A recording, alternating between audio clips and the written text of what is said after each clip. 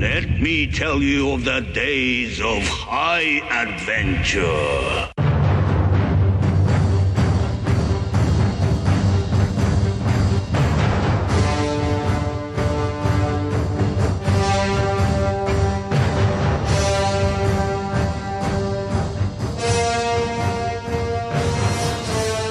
Hello, I'm Kevin. And I'm Eric. And this is 6 Degrees of Schwarzenegger, the podcast where we take a long, hard look at some of our favorite action movies from the era of Arnold. Schwarzenegger's the icon of the genre, and we're taking a deep dive into some of these 80s and 90s cult action movies, breaking them all the way down.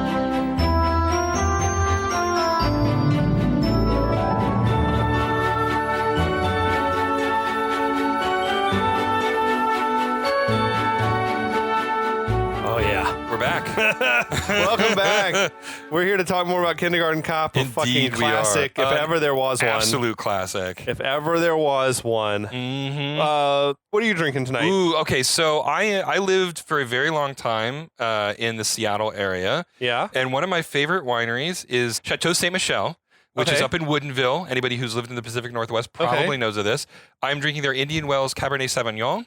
It's a lovely cab. It's not my favorite of their cabs, but it's a very good one. Very nice. Yes. I'm drinking some Eagle Rare tonight, single barrel. Fucking delicious. I just opened the bottle up. Nice. This is. I love that we've got we've got a little whiskey.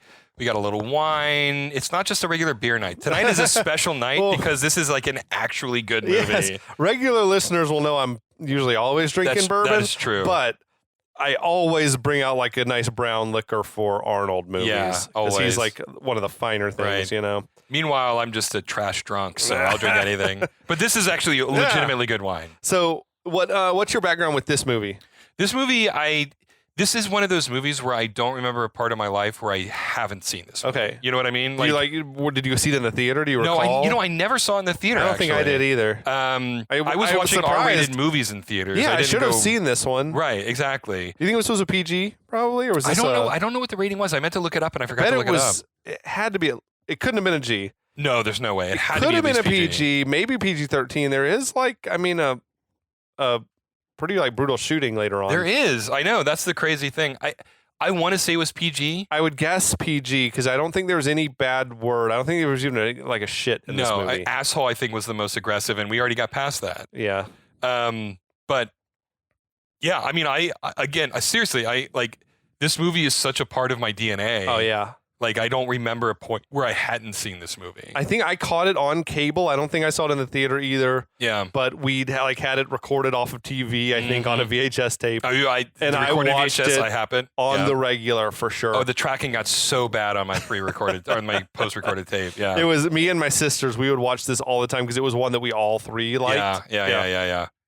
And like you said, I mean, I can remember it as my earliest days of loving movies. This was one of the ones that was on heavy rotation. And it made me so happy when I started doing research for this episode that it was still good. Yeah. I come back to it as an adult, like a middle 40s man, a truly middle-aged man. And I enjoyed it just as much as I did when I was 1990, so I was 9 years old. I appreciate this. It's your birthday. You're just leaning into I'm just really middle-aged. I'm fully middle-aged now, and I'm leaning into this. This is my identity now. I love that for you. I'm not far behind you, but I'm clinging to You're clinging to your youth. Yeah, absolutely. Yeah. Once you give it up, it's amazing. It's so freeing. You can just be that grumpy old man now. Yeah, I'm so happy. I'm shouting at clouds everywhere I go.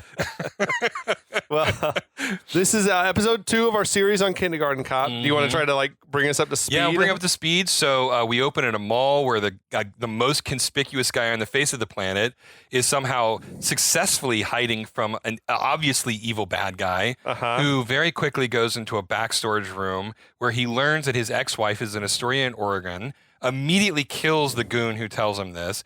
Kimball shows up, arrests the goon's girlfriend to his dead body, then goes and arrests Crisp at his salon, we're presuming. That's a front for their money laundering operation. Yeah, perhaps. We're introduced to Crisp's mom. Crisp is arrested. We go through a couple of scenes where we get the junkie girl to finger Crisp as the bad guy, Finger Christmas is a bad guy. Okay, it can be multiple things, Kevin. No, that's totally true. That's true. It's true. Get your mind out of the gutter, young man. I'm sorry. anyway, they learn that his wife is in Astoria. Kimball meets up with another cop, O'Hara, who's going with them because she's going to be a substitute teacher at the school where Crisp's kid attends. Yeah. They don't know which kid it is, but they know he goes to this school. Right. So while she's a substitute teacher, Kimball's going to go up and investigate and try to find where the $3 million is that theoretically his wife stole. Yeah. And so here we are. Absolutely, man. It's crazy. We've done movies where literally nothing happened in the whole first chapter. So much And then we did happens. this movie where it's like full of plot. I know. That's how a movie should be. But here's the great thing. This movie has as much plot as Face Off, and it's a half hour shorter. And maybe more than half hour. Yeah, that's I don't true. know. It is. Yeah, exactly. But yeah, so now Kimball and O'Hara, they're on this flight to Portland. Which quick shout out to Alaska Airlines. Oh, yeah. A friend of mine is a flight attendant in Nice. Alaska, so I always got to shout out Alaska because I love my friend. I flew it back and forth when I went to Seattle last year. Yeah. It's great airline. Very good airline. Yeah. Anyway, no one's paying us. Anyway. Yeah, if you want to pay us, if you want to give us, us some vouchers. Absolutely. Just DM me. I'm all on the socials. Yeah. But so they're going through the file on Crisp's wife and kid. This is another very memorable scene to me, the scene on the airplane. Oh, yeah. Great scene. So all they have is like an old high school yearbook photos of the woman whose real name is Rachel, but they assume she's using an alias. Now, Kimball is annoyed by these shitty little kids that are behind him, like making a racket and kicking the seat back and everything like that. And O'Hara's like telling him, come on, relax. And I'm on Team Kimball. It's 100%. Fuck also, this. when was the last time he took a shower? He looks so greasy and unwashed in this scene. Like aggressively You think he's so. unbathed since? He hasn't washed since before. I don't even know what to Since think before the about movie it. started? Yeah. Straight up. Yeah. But so, yeah, I was on a flight one time where this was like a tiny kid who was in like a parent's lap that was just like speed bag in the back of my seat, like kick. And I'm sitting there. And it was like a black family. So I was a little like cautious because I'm like, fuck, I don't want to be like a Karen. I don't want to wind up on the internet, for saying something. But we were getting ready to take off. And I'm like, you know what? I got to say something now or we're going to be up in the air and then it's going to be really difficult. So I sort of, turn around like, hey, I know. And this was like a little kid, like a 2-year-old kid or something. And I'm like, I know it's like just a little kid. Like, is there anything you can do to like try to stop the kid from kicking the back of the seat? And they were like apologetic about it. I'm like, okay. And then the dad like started talking shit like behind me, like, fucking motherfucker, like you should have sat first class if you didn't want this to happen. And it's like, I'm just gonna pretend like I don't hear anything and hope that he like sort of chills out. Cause I'm like, yeah, no, I'm on Team Kimball, man. Wow. If a kid's fucking with the back of your seat, like, where's the fucking parents here? Right, exactly. Like, you got to keep your kid from acting like a friggin' like 100%. animal on the flight. All I mean, had those come on. flights. We've all had those flights. Yeah. Dude, the last flight I took, which was like San Diego back to Atlanta, there was this kid fucking cried the entire flight. Like 4.5 hours, just straight crying, like wailing. I'm like, fuck. I'm like, I know the parents probably wish the kid would shut up more than anyone else on the plane, but it's like, boy, this sucks. I will tell you, man, noise canceling headphones, greatest invention in the history of the universe. I'm going to take them on my next flight. I'm going like to Europe in a few weeks, and I'm like, a long flight, I'm definitely got to do. Oh, yeah. I'm going to Ireland in October, and I don't think I could. That's where I'm going. Oh, really? Oh, okay, cool. All right, we're all going to Ireland. I don't think I could do that flight without noise canceling headphones. So anyway, back to the movie. right. Again, trying to bring it back around to the movie. It's a travel podcast that we're not doing right now. But so they're saying, basically Kimball's ex has no living family. As for the kid, all they had was this picture of him like as an infant. Just like less than useful. I know. So the kid, the little infant in a little baby carrier was like kind of like hilarious. And Kimball's like, oh, that helps a bunch. Which is exactly what we're thinking in that moment. So I'm glad he said it. Yeah. So now the flight attendants come up with some food, but O'Hara's not hungry, which surprises Kimball. Yeah. The flight attendant was fucking Angela Bassett. Angela Bassett! That's amazing. Crazy. Yeah, that's awesome. So O'Hara suggests, maybe we should try to get to know each other a little bit since we're going to be pretending to be man and wife. Kimball says, we'll just pretend we've been married for a long time, and then no one's gonna wonder why we don't seem to like each other. I laughed so hard at that line. Backstory: like Eric and I are both divorced, and it's like, oh yeah. That was a great line. I think that's a divorced man wrote that line. Got me right in the feels. So meanwhile, though, the annoying kids, they keep making noise and they're banging Kimball's seat. And like they were looking at like a porno mag. I know. Back there. Do you see that what shit? What was that? I know. Who are these kids' parents? When did you see your first porno mag? Do you remember? Yeah, I remember. I was in my neighborhood. My buddy was like, hey, I have a friend. Was it hidden in the bushes? It was literally hidden in the bushes. The first porno mag I saw was literally hidden in the bushes. How old were you? At most 10. Okay. At most 10. Yeah. When I was about that same age, I think probably like maybe 9-ish, one of my friends, his dad, who was like a married man, like was in the family home and in like their grown up man and wife's closet, he had like hundreds of Playboys. Like he was a subscriber. My dad was too. Like what? Yeah. What wife lets you do this? Yeah. And he kept all of them. Yeah. So your dad had them, but your first one was seen like in the wild? I didn't know he had the Playboys until after I had seen that. Yeah. Okay. Yeah. I couldn't believe like that this stash of pornography that was in my friend's like parents' closet. I was always disappointed. Okay, we're getting way off topic, but that's I want to hear about it. I was always disappointed because I always just thought every page was going to be boobies, right? Yeah. And it was mostly words. It sucked. It was like all these important interviews with John Lennon. Yeah, there'd be like 3 or 4 like spreads of someone. But most of it was writing, and it was like really disappointing. I know, like reviews of like stereos. I know, and I'm like, what is this magazine? I was like super excited, and then it was mostly words. Fuck.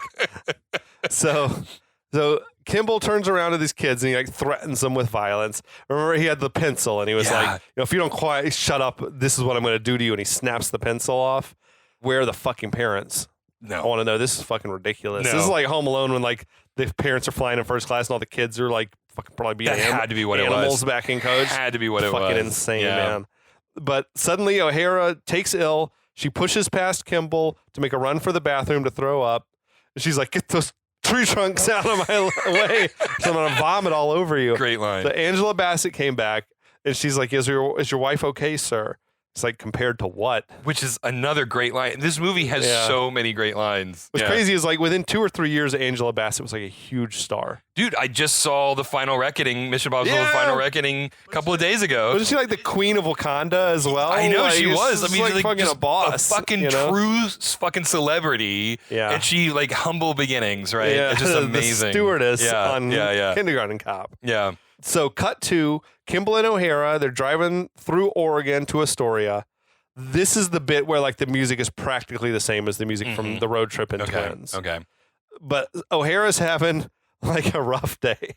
It's got to be food poisoning or something, right? She's like saying, maybe it was the burrito or it could have been the sausages. I don't think it was the crab salad. It couldn't have been the donuts. It's like, damn. I'm putting my money on that vending machine sandwich. I mean, 100% it was a vending machine. Yeah. I just want to pause to just do a shout out to the Pacific Northwest for a minute. Like, it was the perfect time of year up there. It was overcast. It was like rainy but not pouring. Like, oh, it made me. Was that like taking you back? It was taking me back, son. It took me back so hard. Yeah. So she's like, she tells Kimball, pull over. I need to throw up again. There's this funny scene at the gas station, which that place was like straight out of Twin Peaks or something. Place. Oh yeah. But like, she ran and got the key with the big like hubcap attached to it or whatever. Yeah. Oh, they stop again later and like so you can throw up on the side of the road. Which I love that she. I thought this was funny because it's like, okay, she's trying to have decorum. But then after the gas station, something changes and she's like, I don't even care anymore. I'm just going to throw up on the side of the road. I thought that was hilarious. She was great with the physical comedy. Oh, like, she tripped over a log or something and fell down. She's got like Arnold's carrying her around. Have you ever been sick on the side of the road? Yes, I have. There's a whole story. We'll take this offline where I have had to urinate on the side of the road. Okay. In downtown Atlanta. Oh, shit. But that's a whole other story that's not for this podcast. Thing. Yeah. It's not a nice experience throwing up on the side of the road. It's not. No. Doing anything on the side of the road is not a fun experience. Yeah. But yes, I have had to throw up on the side of the road. But so yeah, they drive through the night. O'Hara's like laid out in the back seat of the car at this point. She's trying to convince herself that she's going to be fine to go undercover as the kindergarten teacher in the morning. O'Hara's, says, the reason that I had quit teaching was I got so sick of dealing with other people's kids. I didn't think I'd ever want to have kids of my own, which kind of makes sense to me. I'm like, I feel like I'd be that same way. I can see that. My girlfriend is a teacher, and she used to teach kindergarten, and she like loves the kids. Okay. And I'm like, okay, yeah, that could never be me. I'm like, oh no, I don't have the patience for it. Yeah. That's the reason I could never work in food service. I'd like fucking I would not be able to be polite to people who are being absolute shitheads. And anyway, Kimball. That's a different podcast. Yeah. Kimball opens up though. He starts like revealing, I have a 13-year-old son. He lives with my ex-wife and her new husband. I feel like Arnold had been taking some acting classes because he's like, this is the first thing where he's doing something. Believable. It's something like out of his normal repertoire, and he's fucking nailing it. So Kimball starts to tell this story about his son or whatever, and a ferret emerges from Kimball's duffel bag and starts like crawling on O'Hara and freaks her out. And she screams, and Kimball's like, oh, don't worry, it never bites. Okay, I got to pause for a minute.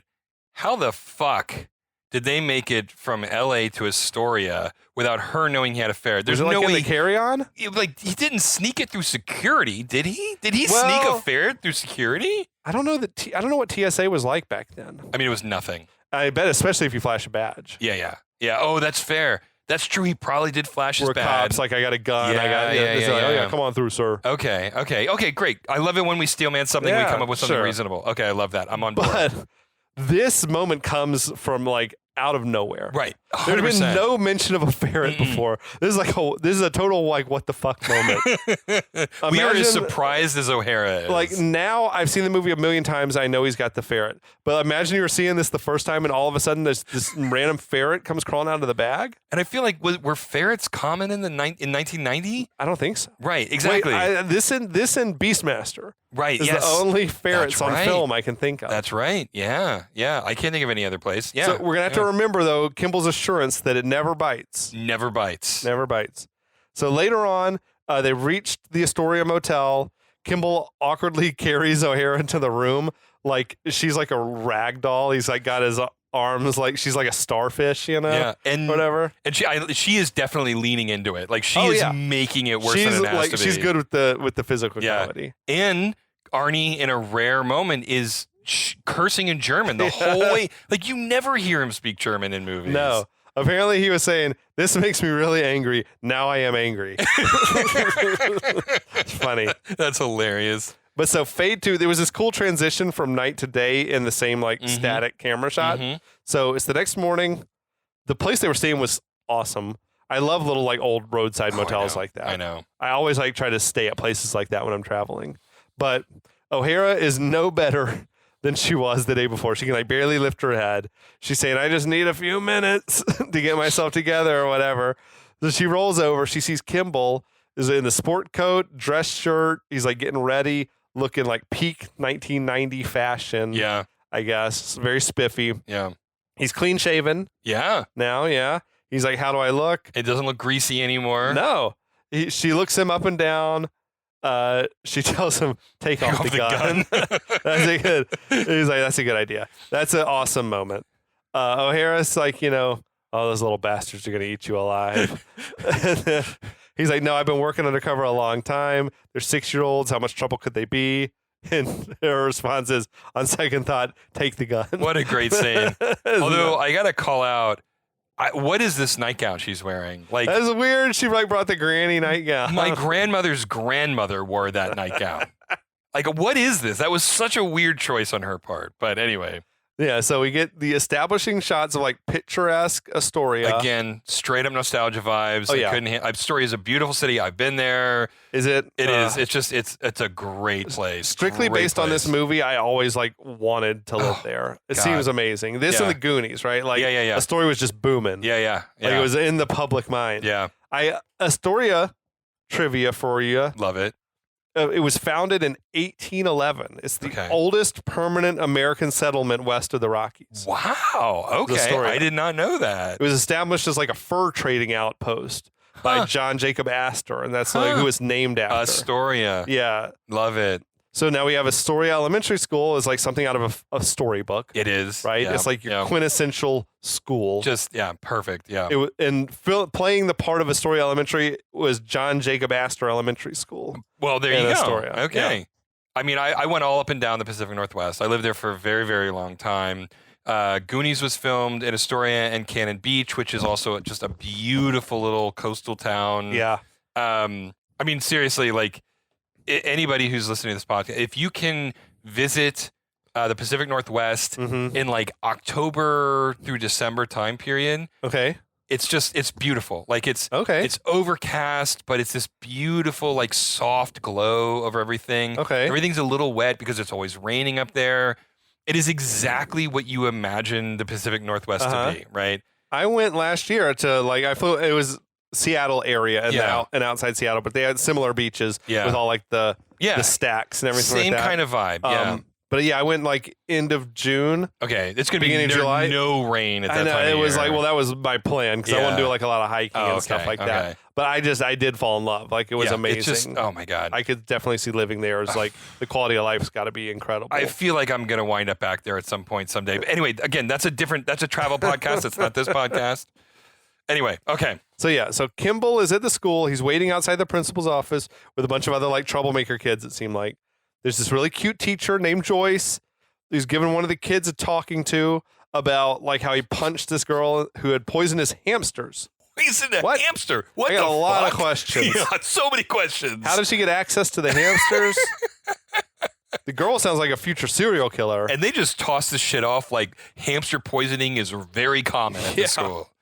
Now, Joyce looks over at Kimball and smiles, and Kimball looks away quickly. It's like, flirty. It's a great moment. Now, the secretary or teachers or the principal's assistant or whatever pops out, calls for Kimball to come back and meet the principal. Joyce kind of eye fucks Kimball for a second. Okay. I mean, appropriately. So that's definitely going to happen. Oh, yeah, 100%. For sure. We know this. So Kimball goes to meet the principal, this very small older woman. That's Linda Hunt, we talked about, like super memorable actress. Arnie is sitting in the chair, and he is as tall as her sitting down. Yeah, it's crazy. It was amazing. Yeah. So he's like, I'm here. I'm the new kindergarten teacher. The principal's confused. She says, we were told to expect a Mrs. O'Hara. And he's like, there's been a change of plan. Okay. So now we're in the principal's office. Principal's saying, I didn't like it one bit when the school superintendent told me I had to let an undercover cop in my classrooms. I thought that was such an amazing line because when I'm watching this last night, I'm like, there's no way this principal is going to look at this giant Austrian man and go, yes, you are a suitable substitute teacher. And then they immediately cut to her talking. I'm like, oh, she's in on it. She knows she what's doesn't going like this on. one bit. Exactly. I'm like, oh, there it is. It completely, appropriately, reasonably justified what's going on. Yeah. I can't really see a world in which she's like even going to allow this to go ahead now that it's like a different person than the person who was supposed to be here. Yeah, that's fair. Like, what the fuck? I'm letting you like have access to a bunch of kids. Yeah. Yeah. Now she wants to know, what he's investigating. And Kimball's like, I'm not at liberty to say. I feel like the principal would have shut the shit down like already. Yeah. Like, No. This is not what I agreed to. I need information on this. Like, I can't put these kids are my responsibility. I can't put their safety at risk if you won't even tell me what it's about. Right. Yeah. But so the principal tells Kimball, I'm going to have my eye on you. And if I think these kids are in any kind of danger, I'm going to tell the parents that there's a cop here and they're going to yank their kids out of school. And Kimball's like, they're not in any danger. Which, is that true? I don't know. It's half true. Why would a cop be coming undercover to a school if there were no danger? It's about something criminal. There's something, right? There's implications of danger no matter how you slice this. Yeah. I can't imagine a world in which the principal's like going to just be okay with not having the answers to these questions. Exactly. Yeah. But so the principal says, I assume you have some teaching experience. And he lies and says they wouldn't have sent me otherwise. Which is, again, another great line. So the principal seems leery of Kimball, but she walks him to the kindergarten class. The classroom is a fucking zoo. Like they've been completely unsupervised, the kids. I don't know how far into the day we are. I know. But the classroom They're going wild in there. Like, they didn't have anyone go in there and stay with the kids until a teacher came? That's crazy. Nope. The kids are like 5 and 6 It's year olds. literally Lord of the Flies in this kindergarten room. Yeah. The classroom was also crazy. It had like this It was like a loft on the side. Like, what the hell? Yeah. It was fucking bonkers. Yeah. So the principal steps inside to calm the kids down. She gathers all the kids together in the center of the room. She tells them, your regular teacher had to go away for a few days. The kids have a bunch of fucking questions. Well, the little girl's like, where did she go? And the principal's like, well, that doesn't matter. And then this other kid is like, did she die? And she's like, no, she went to see someone. Did they die? No. And the kid's like, everyone dies, Just, oh my God. Instant laughter. Oh, yeah. Just so perfect. He's out here. This kid sounded like a fucking just fucking nailing senator it. from Iowa. Oh my God. We're all going to die someday. No, the kid's fucking classic, man. Dude. So Kimball is like trying to psych himself up in the hallway, which is a nice moment as well. Mm-hmm. And apparently, like, Arnold had said he was really nervous to work with all these kids. Yeah, that's what I read too. In real life. Like, he's like, I never worked with like little kid actors before or whatever. So the principal says, until your regular teacher comes back, Mr. Kimball's going to be your new kindergarten teacher. So Kimball steps into the room and all the kids are like gawking at his sheer size. The photography here is perfect. Oh yeah, the wide angle. The wide angle, like we're looking up at Kimball and the kids. It's just he's looking down at the kids. It's so good. It's so good. So they like exchange hellos, and the principal's like, "They're all yours. I'll be watching you." And she leaves. Linda Hunt was like perfection. Oh my God. Yeah. Yeah. So they're alone now. And Kimball is trying to make nice with the kids, but they're just sort of staring at him. Kimball absentmindedly leans back on the piano. This is in the class, which makes a loud noise. And all the kids start laughing. And Kimball's like, ha, ha, ha, be quiet. He's coming in with the bad cop routine, I guess, kind of, which is like his shtick. And this is the first of many very memeable moments. And I mean, like, the quiet is like, I've seen that meme in 100 places. Oh, yeah. Yeah. Kimball tells the kids, that I've got a bunch of questions for you. He asked the kids, okay, how many of you were born in Astoria? And no one raises their hand. And he's like, come on, raise your hand if you were born in Astoria. So then every kid raises their hand. And he says, okay, anyone who's not born in Astoria, raise your hand. And every kid raises their hand. Such a great moment, man. My girlfriend laughed her ass off, and she's like, this is painfully accurate for kindergartners. This is so accurate. I know. Yeah. You know what? I dated another kindergarten teacher, and that woman was effing crazy. Oh, wow. She was wild. Sometimes. She was, I'm telling you, you can't imagine how wild this was. Or maybe you can. I dated a teacher as well, and she was wild. Yeah. And there's like a stereotype where teachers are addicted to something. It's drugs, booze, or sex, but they're always addicted to something. Well, okay. I can tell you about this other, but that's another podcast. That's an offline discussion. Yes. But yeah, then this one little girl stands up and she's frantically raising her hand, and she's like, I gotta go to the bathroom. And Kimball sends her off. And then this one especially tiny kid stands up and he's like, boys have a penis, girls have a vagina. Classic line. Everybody knows that line.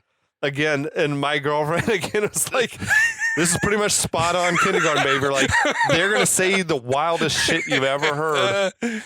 Just great. That little kid was Miko Hughes, who was like a regular on Full House. I remember he was he was classmate of one of the, not Candace Cameron, maybe the middle daughter on Full House. He also was Tom Hanks' son on Apollo 13. Really? Yeah. He has sprouted up a little bit, but he was like the tiniest little kid. Yeah. Now, the little girl is back suddenly and tugging at Kimball's coattails. And it's like, I can't get my overalls undone. And Kimball's struggling with the little clasps, and he's like, I'm going to go get help. I find it hard to believe that Kimball couldn't crack the code to these overalls. I mean, overalls are designed to be taken off by kindergartners. Yeah. So, yeah. Also, though, I should a guy who is not like a qualified vetted teacher be helping a little girl undress? Is a different question. And also, he's doing it in the classroom in front of all of the other students. Yeah. But so Kimball can't get the overalls undone. He pops out in the hallway, goes across the hall, and is like tapping on the window where the woman Joyce is teaching her class. Wouldn't you know it? He gets her attention, tells her to come on, he needs help.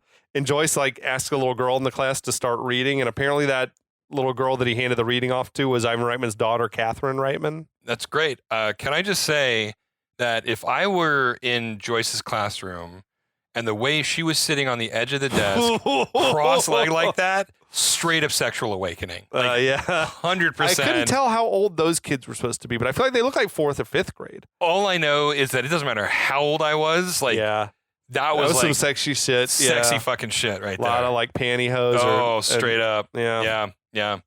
So he gets Joyce to come out in the hallway, and then the little girl pops out. And she's saying, I gotta pee real bad. The way she dances in the hallway was fucking hilarious. Yeah. And Joyce is like, it's your first day? And he's like, yeah. So Joyce says she'll take care of the little girl and suggests, you should never take your eyes off the kindergarten class. And like, did you sense there's like actual chemistry between them? Immediately. Amazing. Yeah. Like, Arnold and Penelope Ann Miller. Really nailed it. Yeah. The Kimball's like, oh, everything's under control. But then he turns back to see the kids are just like ripping the classroom apart. It's fucking crazy. It's fucking chaos. Yeah. Kimball runs in there and he's like desperately trying to get the kids under control.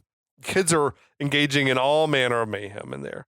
It was fucking, like he said, it was Lord of the Flies. The kid looking up the girls' skirts who were standing on the table. Yeah, there was this kid, like, hilarious. Creeper looking up all the girls' skirts. Oh my God. Kids were like painting on the chalkboard. Dude. For some reason, there was like baking flour in there, and one kid was just like dumping the baking flour all over another kid. I know. Fucking crazy. The tiny kid was like dancing around on the piano, the keyboard. I would have loved to be in the meeting where Ivan Reitman and everybody are trying to decide what the children are doing in this classroom. Imagine, the writer's room was probably off the hook. The ideas you could do in this movie are endless. I know, exactly. So now the principal and her secretary are like have returned, and they're watching all this go down. The principal just walks away, and the secretary's kind of like, are you not going to break it up? And the principal's like, no, 2 more days like this, and he'll just quit. Mm-hmm. And you may think I'm crazy, but the principal's assistant was like low key really hot. Dude, right? I love fucking glasses, dude. She had those like the horn rim, like she looked like a librarian from the 50s. The librarian look is always a win. Something, it was crazy. No, she was cute. Now after getting like rammed in the ankle by this kid pulling a wagon and gets knocked down, Kimball stands up and he just screams at the kids as loud as he can, "Shut up!" Another amazing meme. Amazing meme. He's like, "Shut up! Shut up!" With like Schwarzenegger's just amazingly huge open mouth. Extreme close up. Yeah. Great work from Arnold. It's like this combination of like anger and frustration and just like sheer panic. It's just exhaustion, everything. Yeah. So the surprise kids get real quiet. And then the tears start. They all start crying. There's lots of crying apparently in kindergarten, I'm told. Yes. So Kimball then runs out of the classroom. He runs outside and he just stops and like screams and then keeps running. He runs to his car and opens the door. God. Yeah. I was like, were we supposed to think he's like just quitting? Dude. In that moment? I don't know. That whole sequence is so well shot, so well edited. I'm laughing through the whole thing. It was just completely encapsulated how unequipped and ill-prepared he is for this. Yeah. And it puts him in such a beautiful character deficit that he has to crawl out from. Oh, yeah. It was just great. It was just fucking great. It was just fucking great. Yeah. So now we cut to the kids have calmed down a little bit. They're like amusing themselves in the classroom. Kimball returns. He calls out for everyone's attention. They stop what they're doing and they turn around and Kimball's like returned with the ferret. Mm-hmm.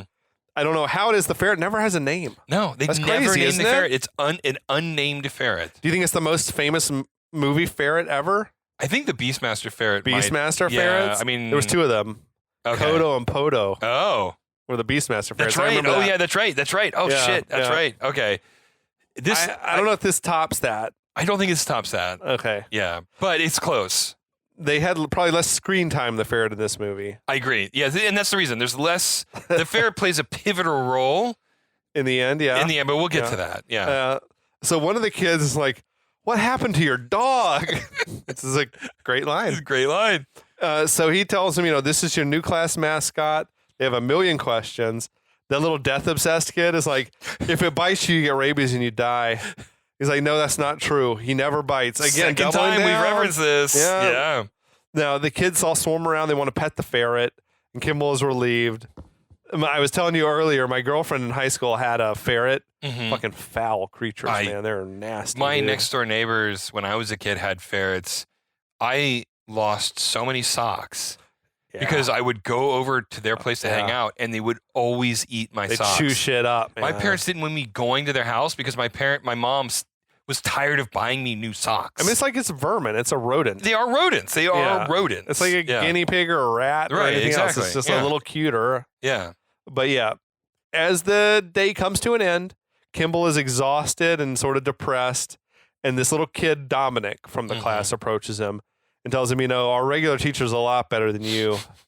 And he's like, my mom is a teacher at this school. She's a lot better than you too. This is our first real introduction to the character Dominic. That's the one who's played by the little twins, Joseph and Christian cousins. Dominic goes on and give him this long list of everyone who's better than Kimball. Which I thought was hilarious. And Franklin, my swimming teacher, and Gus, my t-ball coach, are better than you too. And he's like, do you happen to know anyone who's not better than me? Because I don't know that many people. So good. What a great vicious line. takedown. Dude, oh my God. Delivered though with authentic kid dialogue. One of the greatest movie burns of all time. The kid sounds like he's been smoking a pack a day for 30 years, that we also have to say. Yeah, that is true. But he's got a weird voice for a kid that young. Raspy voice. Yeah. But you can see why he got the part, because he's really good. He's really good. Now, back at the motel, Kimball comes home, collapses in exhaustion. That wakes up O'Hara, who had fallen asleep with this guns and ammo magazine. It was so great. What a weird magazine. I mean, when I was 16, my first job ever was working at a grocery store. Yeah. And we had the magazine section. I used to check out those gun magazines. And it's just straight up literally a porno mag, but for guns. My father had a subscription to Playboy and Guns and Ammo. Shit. Those are the two subscriptions he had. True Southern gentleman. So O'Hara comes and asks him, how did it go? And Kimball's like, go away. And she's like, it went that well, huh? And Kimball's like, don't worry, tomorrow you can take over. And she's like, no, that's going to blow our cover. Would it, though? Really? I feel like, Are they expecting that Kimball's going to be here forever? Substitute teachers change constantly. Yeah, exactly. I think they've got this thing where unless they want the whole community, that they're posing as husband and wife. Right. But we never see that happening. They don't really get to know the community as a couple. Right, exactly. I just feel like they easily could have just handed off. No, I agree. This is your new substitute teacher. Right. Mr. Kimball was one day. He wasn't appropriate. We asked the department because they do. My mother used to be a substitute teacher, right? Okay. And there is it's almost like a taxi dispatcher, right? Mm-hmm. Where they will call you and say, hey, are you available? Yeah. Right. And if a substitute teacher comes into a class and they're bad, they go, you're not welcome back, and they call another person. So it'd be totally reasonable for O'Hara to go in there. I think she just doesn't want to do it. She just doesn't want to do it. That's the steel man here. She just doesn't want to do it. There's a reason why she left teaching to be a cop. Yeah, right. I'd rather deal with junkies and criminals than children. Yeah. So Kimball's like, oh, the kids are horrible. So we get to the next day. Well, okay, I just want to call out him falling into the bed. Oh, that was amazing, yeah. A classic, iconic shot. Well shot. He plays the whole scene with his face just pressed down on the mattress. Yeah, it's great. It's good. Oh, it's so good. But so then we're at the next day. Kimball shows up looking buff as fuck in this polo shirt. Dude, he was rocking that polo, man. So there was this music that I guess I would consider maybe the Astoria theme. Okay. Is playing. Just a beautiful little piece of music. Yeah. It's so heartwarming and pastoral. I don't know. It's just great. No, it is. I love the music in the movie. Worked so well. It really complemented the visuals and all that. I agree. None of the music felt out of place for what was going on screen, which is not something we can say about a lot of the movies that we do. Yeah, that's true. But moms are mingling around outside, speculating that any man who's teaching kindergarten must be gay. It's interesting because I can't think of a lot of mainstream movies from back in this time where people are just casually talking about LGBT in a way that's very neutral. It's not homophobic at all. Right. It's exactly. just he's got to be gay. It's exactly. A male kindergarten teacher is probably a gay guy.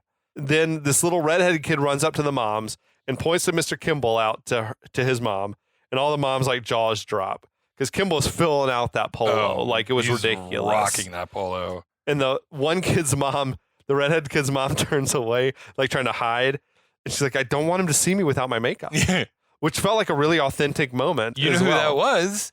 Yes. Susan from Seinfeld. It was Susan from Seinfeld. Yeah. Heidi Swedberg? Yeah. Sweetberg? I don't know. Is she a natural redhead or? I don't know. She was low key, like super fucking cute, I dude. know, dude. And she played with no makeup or whatever. She's still like hot. I know. And she was blonde in Seinfeld, but then like when I saw her as a redhead, I'm like, she looked natural. Wait, hold on now. Hold everything. You got a thing for redheads. I do have a fucking we thing for redheads. We haven't really established that on the podcast. Anyway, but I have like a horrible thing for redheads. He's got a thing for redheads. Anyway, moving right along. Now, the other moms are like, we're not wearing makeup either. And she says, well, you're married. You're allowed to look like slobs. That's a fucking killer line. Great line. I know. So good. So good. I feel like a woman had to have written that. Oh, my God. So now in the classroom, one of the kids, Sylvester's mom, has shown up to meet Mr. Kimball. Mm-hmm. And she seems street smart and a little bit sleazy. Got like the long black vinyl trench coat on and this dramatic makeup and like bleach blonde hair. This is Kathy Moriarty playing the part. And so, yes, crazy famous, but weirdly, the only thing I remember her from is the movie Soap Dish. Okay, I only know her from Raging Bull. Okay, so I remember her from Raging Bull. Yeah. But I didn't see Raging Bull until I was an adult. Yeah. Like the first movie that I ever saw her in, again, I was way too young to be watching this movie, but it's a parody, a farce about a soap opera production company. Uh-huh. And it's a great movie. If you haven't seen Soap Dish, you got to watch it. It's amazing. But that is where I remembered her from, like so weirdly from this very specific niche movie, but she's such a memorable presence. I think she was like a known person. Yeah, she right? was. Yeah, absolutely. So I think they cast her to be like the red herring. Yeah, exactly. Because she sort of seems like, this seems like the type of woman who might have been with a guy like Crisp. This is one of the few complaints. It's not really a complaint, but a few critiques that I have about this movie. There is a plot line here that I feel like that they dropped that could have been hilarious, where she continues to pursue him. She seemed interested. And I felt like that there was a classic like horny mom storyline that's so tropey. It's so tropey, but it would have been so appropriate for this movie that they didn't really follow through. Well, I feel like the single moms are like queuing up to have a crack at Kimball. That could have been an entire C storyline of all of the single moms like just trying to take a crack at him. It would have been hilarious. So anyway, she is like, you're not from around here, are you? Mm-hmm. And she's like, I'm not from around here either. Then she's like, look, there's no father figure around for my son, Sylvester. I'm a little concerned about him. He's been playing with dolls lately. Classic 90s homophobia. Yeah. The Kimball puts her mind at ease saying, don't worry. Oh, I saw him. Yeah, he just uses the dolls to like help him look up girls' skirts. That was a great line, though. That was a great line. Don't worry. He's just a young predator. You don't have anything to worry about. That made me laugh so hard for all of the wrong reasons. We reasons. saw that during the scene earlier. So then Kimball's like, does Sylvester see his dad often? And he's like, well, no, he lives in California. Okay, it's looking pretty promising here. Then Kimball's like, well, I could speak to his dad if you want to give me his name or his number.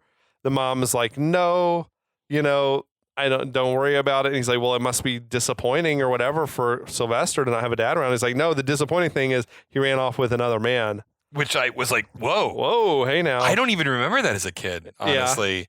Yeah. And Kimball is like, seems to just take this at face value. Right. Though there's no reason why he should trust her. And like think, I guess it's not Crisp's wife. Who would make, it's like, well, she could be lying. I guess, like, how much does he really know about Crisp? Like, is he so obsessed that he knows his sex life? Yeah, that's a good point. Crisp is a little bit of a dandy. Yeah. I mean, the man gets manicures. He could just swing both ways. And he could. Like, there's no reason why he couldn't be bisexual. Absolutely. Yeah. He actually, he strikes me as a bisexual man. He could be. I believe it. Yeah. Yeah. Anyway, just then, the little redheaded kid from outside runs in the classroom and asks Kimball, hey, are you married? And Kimball says no. And the kid runs to the door and he's like, he's not married, Mom. The kids in this movie are so fucking good. It is insane to me. That's one of the best jokes in the movie. So fucking good. He's not married, Mom. Sylvester's mom welcomes him to a story. He's like, she calls it the single parent capital of America. And for some reason, I took that into adulthood as like that's a literal thing, like that single parents flock to a story. I just took that at face value and I was like, that must be true. And then I only realized like watching it recently, like for this shit, I'm like, oh, that's just like a figure of speech kind of. Right. Probably doesn't mean it literally. I actually looked it up, and at this point in American history, Oregon wasn't even in the top 10 for divorces. Okay. So there's no way Astoria. The single parents are like, it's a fuck fest for single parents in Astoria. There's like swingers parties as far as the eye can see. Yeah. Oh my gosh. But yeah, that's I think that's where we'll leave you for this week. All right. Kimball is settling in, I guess. He's still struggling. He's got to figure out how to function as a kindergarten teacher. Right, exactly. But he survived his first day. He survived his first day. Yes. Oh man, there's so much left to go here. This movie does not let up. No, it's great. It stays good and entertaining and like solid through lines all the way through. All the way through. So we hope you're going to take the journey with us. Yeah, come on back. There's a lot more wine and bourbon to be I got drank. another bottle to start. Holy shit. You're going to open another bottle? We'll see. Holy shit So we're only on episode 3. That's true. Okay. But until then, listeners, thanks for listening. Check us out on the Last of the Action Heroes podcast network. That's right. We haven't even done any of our social media None of the plugs. Yeah. Check us out on Facebook and Instagram, or just that's Facebook. Right. No. I do sync simul up? posting on Instagram now. Awesome. Yeah. So we're at 6DOS Podcast. On all the socials. We really appreciate you listening. If you listen and like what you hear, talk to your friends about it. We want to build a community of like people who love these movies as much as we do. Mm-hmm. Yeah. So thanks as always, and until next week. We'll be back.